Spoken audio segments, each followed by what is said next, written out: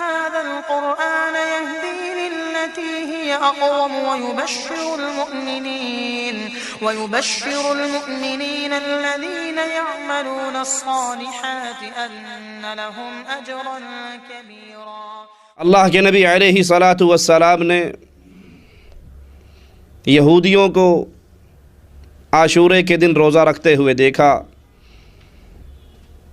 ان سے پوچھا یہ کیسا روزہ ہے؟ یہودی کہنے لگے یہ شکر کا روزہ ہے، شکرانے کے طور پہ ہم رکھتے ہیں کہ آج اللہ عز و جل نے موسیٰ علیہ الصلاۃ والسلام کو نجات دی تھی، فرعون کو ہلاک کیا تھا۔ جب موسیٰ علیہ الصلاۃ والسلام بنی اسرائیل کو لے کر نکلے تھے تو فرعون اپنی فوجوں کو لے کر پیچھے آیا تھا، آگے سمندر ہے، پیچھے فرعون کے لشکر ہیں۔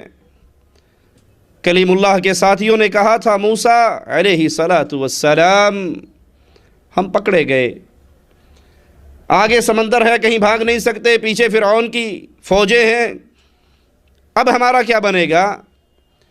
لیکن یاد کر لیجئے اللہ اپنے اولیاء کو چھوڑا نہیں کرتا، تنہا نہیں رہنے دیتا، مالک اہل ایمان کی مدد کیا کرتا ہے۔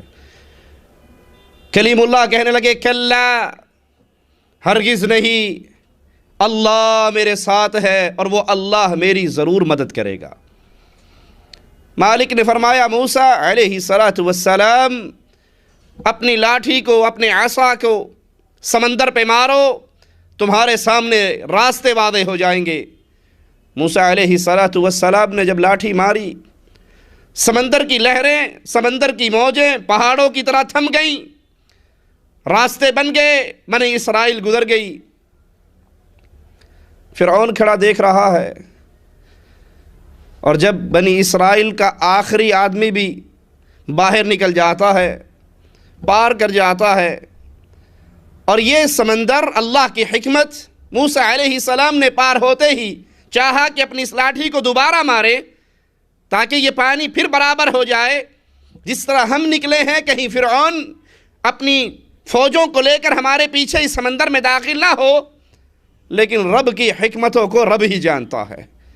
مالک نے کہا موسیٰ اس کو ویسے ہی رہنے دے، اس پہ عصا نہ مارو، اس کو چھوڑ دو۔ فرعون دیکھ رہا ہے بنی اسرائیل موسیٰ علیہ الصلاۃ والسلام کے ساتھ نکل گئی، اور یہ سمندر کے راستے ویسے ہی خشک ہیں، یہ موجیں ویسے ہی پہاڑوں کی صورت میں جمی ہوئی ہیں۔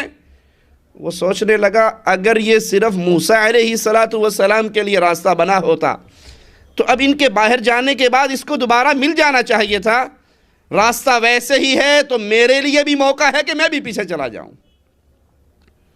فرعون نے قدم رکھے، فرعون کی فوجوں کا آخری سپاہی سمندر کی لہروں کے درمیان پہنچتا ہے، جس اللہ کے حکم سے یہ پانی رکا تھا اس اللہ کے حکم سے پانی پھر جاری ہو جاتا ہے۔ موت کو اپنی آنکھوں سے دیکھ کر وہ کہتا ہے اب میں ایمان لے کر آتا ہوں اس رب پر جس پر بنی اسرائیل ایمان لے کر آئی۔ یہودیوں نے کہا کہ آج موسیٰ علیہ الصلاۃ والسلام کی نجات کا دن ہے، فرعون کی ہلاکت کا دن ہے، ہم شکرانے کے طور پہ یہ روزہ رکھتے ہیں۔